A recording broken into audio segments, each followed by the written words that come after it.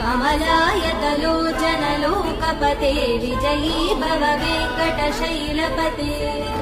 सचतुर्मुख षण्मुख पञ्चमुख प्रमुखाखिल दैवतमौलिमने शरणागत वत्सल सारनिधे परिपालय मां वृषशैलपते अतिवेलतया तव दुर्विषहैरनुवेल हृदयपराध सदैः हरितं त्वरितं वृषशैलपते परया कृपया परिपाहि हरे